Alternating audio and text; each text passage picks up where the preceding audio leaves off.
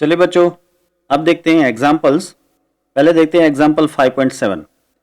Determine the maximum acceleration of the train in which a box lying on its floor will remain stationary given that the coefficient of static friction between the box and the train's floor is 0.15। देखिए, इसे इस figure के साथ समझते हैं। ये है यहाँ पे एक ट्रेन और इसमें ये एक बॉक्स रखा हुआ है। अब आप ट्रेन को एक्सलेशन दो। यहाँ पे मैं ड्रॉ कर देता हूँ। हम ट्रेन को राइट साइड में आगे की ओर एक्सलेशन देते हैं ए। तो इससे क्या होगा कि ऑब्वियसली ये ट्रेन बन जाएगी अब नॉन इनर्शियल रेफरेंस फ्रेम, क्योंकि ये एक्सेलेरेट कर रही है। तो इसमें जो ये बॉक्स रखा है, इस बॉक्स को पीछे की ओर स्यूडो फोर्स लगेगा। मैं यहाँ पे शो कर देता हूँ। इसे पीछे की ओर यानी कि एक्सेलेरेशन की अपोजिट डायरेक्शन में स्यूडो फोर्स Fp लगेगा। अब क्योंकि इस बॉक्स को पीछे की ओर स्यूडो फोर्स लग रहा है, तो इसमें आगे की ओर फ्रिक्शन प्रोड्यूस होगा और ये फ्रिक्शन ऑब्वियसली स्टैटिक फ्रिक्शन होगा, क्योंकि हमें इसे स्लिप नहीं होने देना है, हमें इसे स्टेडी रखना है। तो ऑब्वियसली यहाँ पे जो फ्रिक्शन आएगा वो स्टैटिक फ्रिक्शन आएगा। अब अगर आप एक्सेलरेशन बढ़ाते हो तो स्यूडो फोर्स बढ़ जाएगा। अगर स्यूडो फोर्स बढ़ता है तो ये ऑब्वियसली Fs भी बढ़ेगा। अब आप जानते हो कि Fs मैक्सिमम से ज्यादा नहीं बढ़ सकता, यानी कि Fs की वैल्यू Fs मैक्सिमम से ज्यादा नहीं हो सकती। तो इसका मतलब ये हुआ कि जिस एक्सेलरेशन पे यहां पे फ्रिक्शन जो है वो Fs मैक्सिमम जितना हो जाए, वो एक्सेलरेशन ही मैक्सिमम एक्सेलरेशन होगा। तो मैं यहां पे लिख देता हूं कि ये जो फ्रिक्शन है वो Fs मैक्सिमम जितना हम ले रहे हैं, तो तब ये जो एक्सेलरेशन होगा ना वो मैक्सिमम एक्सेलरेशन am होगा। ऑलराइट, अब इस हालत में आप समझ सकते हो कि Fs मैक्सिमम और Fp दोनों सेम होंगे। तो मैं यहां पे लिख लेता हूं कि Fp will be equal to Fs maximum. अब Fs मैक्सिमम का इक्वेशन है आपके पास म्यू एस एन।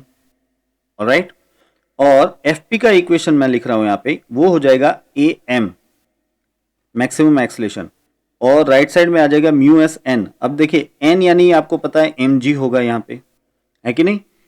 इसमें नीचे की ओर mg फोर्स लगेगा तो ऊपर की ओर नॉर्मल फोर्स प्रोड्यूस होगा। मैं शो कर देता हूं यहाँ पे। यहाँ नीचे की ओर जो फोर्स लगेगा वो होगा mg, तो ऐसे में ऊपर की ओर जो प्रोड्यूस होगा वो होगा नॉर्मल फोर्स n। तो n इजकल टू mg हो जाएगा इसमें। तो मैंने mg ले लिया। अब m दोनों साइड कैंसिल हो जाते हैं तो आपको मिल जाता है am का इक्वेशन। तो am यानी कि म्यू एस जी। अब देखिए म्यू एस की वैल्यू कितनी है यहाँ पे आपको दे दी है 0.15, और g की वैल्यू ले लेते हैं हम 10। तो फिर हमें आंसर मिल जाता है मैक्सिमम एक्सेलरेशन का am is equal to 1.5 metre second inverse square. यहाँ पे आ जाएगा मीटर सेकंड इनवर्स स्क्वायर। तो ये हो गया हमारा answer, maximum acceleration 1.5 metre second inverse square. अब देखते हैं एग्जांपल 5.8। सी फिगर 5.11। देखिए यहाँ पे ये 5.11 फिगर दी है आपको। यहाँ पे एक ये सरफेस है जिसका एंगल थीटा है, इसके ऊपर एक m मास का ब्लॉक पड़ा हुआ है। मैं यहाँ पे लिख देता हूँ m मास। तो ये m मास का ब्लॉक इसके ऊपर पड़ा हुआ है। तो देखते हैं कि क्वेश्चन क्या है। A mass of 4 kg rest on a horizontal plane. The plane is gradually inclined until the angle is theta is equal to 15 degree with the horizontal. The mass just begins to slide. What is the coefficient of static friction between the block and the surface? देखिए, पहले ये जो surface थी वो horizontal रखी थी और उसके ऊपर ये ब्लॉक पड़ा था। फिर क्या किया कि इस सरफेस को धीरे धीरे ऐसे इंक्लाइन किया, यानी कि इसको एंगल दिया। तो जब इसका angle theta is equal to 15 degree हो जाता है, तब ये ब्लॉक जस्ट स्लाइड करने की पोजीशन पे आ जाता है, ऑलमोस्ट स्लाइड होने की तैयारी में आ जाता है। तो आपको ये फाइंड करना है कि इसमें कोएफिशिएंट ऑफ स्टैटिक फ्रिक्शन कितना होगा। अब इसके लिए पहले ये देखिए, ये नीचे की ओर mg लगेगा, दैट इज ट्रू, ठीक है। अब आप यहाँ पे प्रूव कर सकते हो कि ये एंगल थीटा होगा। अगर यहाँ पे एंगल थीटा है तो ये भी एंगल थीटा होगा, ये प्रूव कर सकते हो आप। तो फिर यहाँ पे mg का एक कंपोनेंट mg cos थीटा मिलेगा और एक कंपोनेंट आपको यहाँ पे मिलेगा mg sin थीटा। राइट, देखिए ये दोनों कंपोनेंट कैसे हैं, एक कंपोनेंट इस सरफेस के परपेंडिकुलर है और दूसरा कंपोनेंट इस सरफेस के पैरेलल है। तो ये mg cos थीटा, ये mg sin थीटा। दूसरा, यहाँ पे आप लिख सकते हो नॉर्मल फोर्स, सरफेस के परपेंडिकुलर, सरफेस के नॉर्मल फोर्स n। और समझिए ये ब्लॉक ऐसे इंक्लाइंड सरफेस पे पड़ा है तो इसकी इंपेंडिंग मोशन, एक्सपेक्टेड मोशन नीचे की ओर होगी, है ना।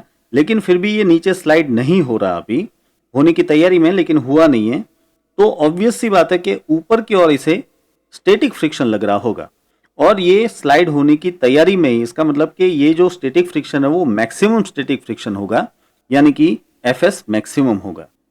अब इन सभी फोर्सेस के बावजूद ये ब्लॉक हिल नहीं रहा है, इसका मतलब कि ये इक्विलिब्रियम में है। तो अगर ये इक्विलिब्रियम में है तो यहाँ पे सरफेस के पैरेलल जो दो फोर्सेस हैं, अपवर्ड डायरेक्शन में और डाउनवर्ड डायरेक्शन में, ये दोनों एक दूसरे को बैलेंस कर रहे होंगे, यानी कि ये दोनों सेम मैग्नीट्यूड के होंगे। मेरे कहने का मतलब है कि mg sin theta will be equal to Fs maximum, और इसी तरह से सरफेस के परपेंडिकुलर ये दोनों फोर्सेस भी एक दूसरे को बैलेंस कर रहे होंगे, यानी कि n is equal to mg cos theta होना चाहिए। और बचा mg, तो mg को तो कंसिडर करना नहीं होता क्योंकि आपने mg के कंपोनेंट्स को कंसिडर कर लिया, तो अब आप mg को कंसिडर नहीं करोगे। ठीक है, चलिए अब ये बात हम इसमें नोट डाउन कर लेते हैं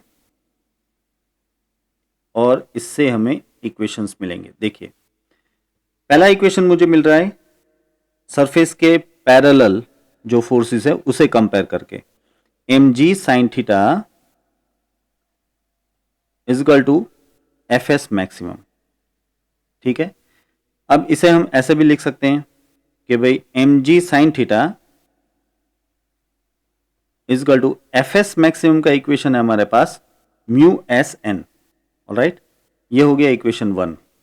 फिर ले लेते हैं हम दूसरा इक्वेशन जो कि सरफेस के परपेंडिकुलर फोर्सेस से मिलेगा, mg cos theta, mg cos theta equals to normal force n। इसको कह देते हैं इक्वेशन 2।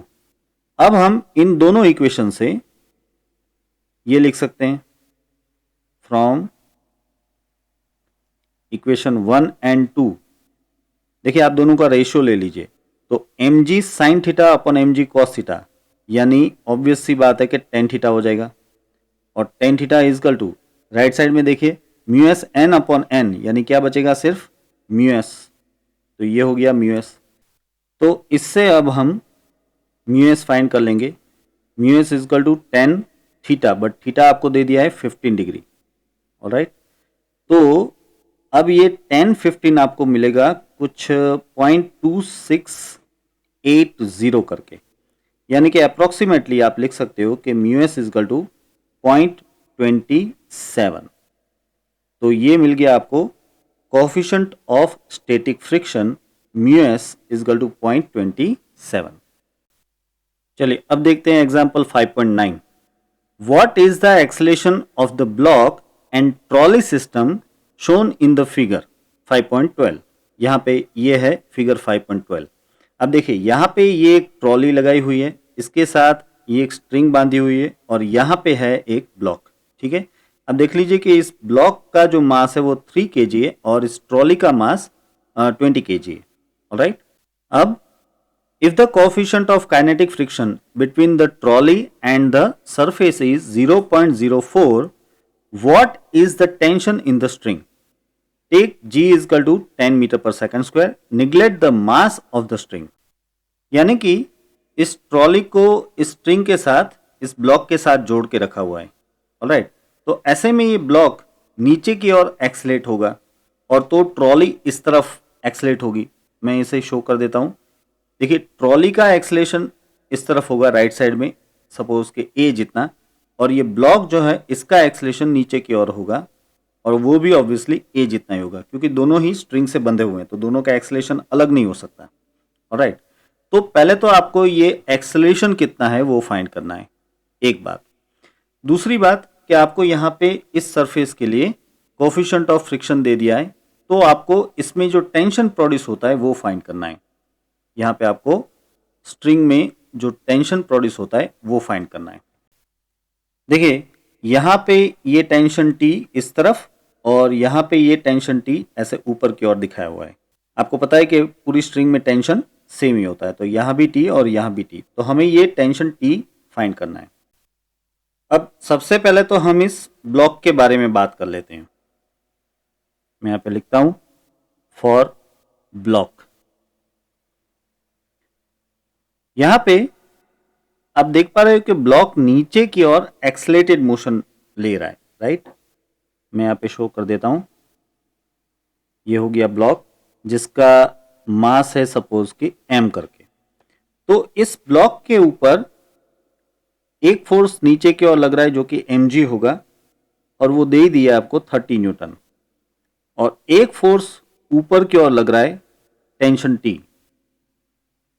अब इन दोनों फोर्सेस के बावजूद ये ब्लॉक नीचे की ओर जा रहा है, और वो भी एक्सेलेरेटेड मोशन से जा रहा है। इसका मतलब ये हुआ कि इसे नीचे की ओर रिजल्टेंट फोर्स लग रहा है। अब रिजल्टेंट फोर्स जो है इसका, इसे हम एम ए करके लिख सकते हैं, है ना। इसका एक्सेलेरेशन ए है और मास m है, तो ऑब्वियस सी बात है कि रिजल्टेंट फोर्स कितना हो गया एम ए। और ये रिजल्टेंट फोर्स कितना होगा सोचिए, 30 माइनस टी जितना। 30 नीचे की ओर लगने वाला फोर्स है, टी ऊपर की ओर लगने वाला फोर्स है, इसके बावजूद इसे एम ए जितना रिजल्टेंट फोर्स मिला है। तो हम लिख सकते हैं कि m a equal to 30 minus t. आ रही बात समझ में। This is all as per Newton second law, और कुछ नहीं कर रहे हम। यहां पे हम मास जो 3 kg है वो डाल देते हैं, तो 3a is equal to 30 minus T. इसको कह देते हैं हम इक्वेशन 1। अब हम ले लेते हैं ट्रॉली के लिए, फॉर ट्रॉली। अब देखिए ट्रॉली में इसी तरह से दो फोर्स लग रहे हैं, लेकिन कौन से होंगे ये जरा डिस्कस करते पहले। मैं यहां पे पहले ट्रॉली को शो कर देता हूं। ये ट्रॉली, और इसका मास सपोज कि कैपिटल M है। अब देखिए ट्रॉली को आगे की ओर राइट साइड में टेंशन T लग रहा है, और पीछे की ओर वैसे तो कोई फोर्स नहीं है, लेकिन इसमें फ्रिक्शन होगा। मोशन इसकी आगे की ओर हो रही है, राइट। इसकी आगे की ओर मोशन हो रही है, तो फ्रिक्शन ऑब्वियसली पीछे की ओर होगा। और क्योंकि ये मोशन में है, तो फ्रिक्शन जो है वो काइनेटिक फ्रिक्शन होगा, या फिर कहें कि स्लाइडिंग फ्रिक्शन होगा, Fk। अब इन दोनों फोर्सेस के बावजूद ये ट्रॉली आगे की ओर एक्सेलेरेट हो रही है। इसका मतलब ये हुआ कि आगे की ओर इसे रिजल्टेंट फोर्स लग रहा है। तो आगे का जो रिजल्टेंट फोर्स है उसे हम कह सकते हैं एम ए। यहां पे कैपिटल M आएगा, कैपिटल एम ए। तो अब यहां भी हम लिख सकते हैं कि जो रिजल्टेंट फोर्स है कैपिटल एम ए, ये कितना हो जाएगा, टी माइनस एफ के जितना हो जाएगा, है कि नहीं। आगे की ओर लग रहा है टी और पीछे की ओर लग रहा है एफ के, तो रिजल्टेंट फोर्स जो आगे की ओर है वो हो जाएगा टी माइनस एफ के। अब इसमें वैल्यूज पुटअप कर सकते हैं हम। देखिए यहाँ पे जो मास है कैपिटल M वो है 20, और एक्सेलेरेशन A इजकल टू ये हो जाता है T माइनस एफ के। अब एफ के यानी कि आप जानते हो कि म्यू के एन लिख सकते हो आप, म्यू के एन, ठीक है। और आगे बढ़ते हैं, ये 20A is equal to T minus mu K. अच्छा, म्यू के की वैल्यू आपको दे दी है, म्यू के की वैल्यू है 0.04, और एन यानी कि जो नॉर्मल फोर्स है, इसके बारे में बात समझ लीजिए। देखिए इसे नीचे की ओर कैपिटल एम जी जितना फोर्स लग रहा होगा, राइट। तो ऑब्वियस ही बात है कि ऊपर की ओर इसे नॉर्मल फोर्स लग रहा होगा एन, और ये एन जो है कितना हो जाएगा, एम जी जितना हो जाएगा। मैं यहां पे लिख देता हूं, N will be equal to capital M G. अब m की वैल्यू आपको दे दी है 20 kg, और ये g की वैल्यू 10 ले लेते हैं, तो ये हो जाएगा 200। तो मैं यहां पे मल्टीप्लाई कर रहा हूं 200 से। आ रही बात समझ में। अब ये हो जाता है हमारा इक्वेशन 2, और अब हम इन दोनों ही इक्वेशन से सॉल्यूशन लेंगे। इसके लिए हम इक्वेशन 1 और 2 को ऐड कर देते हैं। Adding equation 1 and 2। देखिए इन दोनों को ऐड करेंगे तो क्या मिलेगा, देखिए यहाँ पे ये हो जाएगा 23a, राइट। और ये राइट साइड में देखिए, राइट साइड में t तो कैंसिल हो जाएगा और ये बचेगा 30 माइनस ये 0.04 इंटू 200 यानी कि हो जाएगा 8। तो इसका मतलब ये हो जाता है 22। तो फिर इसमें से मैं a की वैल्यू ले सकता हूँ 22 डिवाइड बाई 23 और ये हो जाता है 0.96 के आसपास। सो 0.96 मीटर पर सेकंड इनवर्स स्क्वायर। ये हो गया ट्रॉली और इस ब्लॉक से बनने वाली टोटल सिस्टम का एक्सेलरेशन। ये है हमारा एक आंसर। अब ए की इस वैल्यू को हम इक्वेशन 1 में पुट कर देते हैं। तो हम लिखते हैं यहाँ पे फ्रॉम इक्वेशन 1, देखिए यहाँ पे है 3 इंटू ए यानी कि 0.96 इजकल टू 30 माइनस टी। तो अब इसमें से t को सब्जेक्ट बना ले हम, तो हमें मिल जाएगा 30 माइनस ये 3 इंटू 0.96, ये हो जाता है समथिंग 2.87 करके। तो t की वैल्यू आपको मिल जाएगी 27.13 के आसपास, इतना न्यूटन, 27.13 न्यूटन। तो यहाँ पे जो स्ट्रिंग है, इस स्ट्रिंग में जो टेंशन प्रोड्यूस होगा वो होगा 27.13 न्यूटन जितना। तो ये हो गया आपका दूसरा आंसर भी। तो इसी के साथ बच्चों ये लेक्चर हम यहाँ पे समाप्त करते हैं। आशा रखता हूँ कि ये सारे न्यूमेरिकल्स आपको समझ में आए होंगे। और साथ ही मैं बता दूं कि इस न्यूमेरिकल्स के पीडीएफ की लिंक मैंने डिस्क्रिप्शन में रख दिया, आप उसे डाउनलोड कर सकते हैं। Alright, so here with Anshuman Baldania signing of.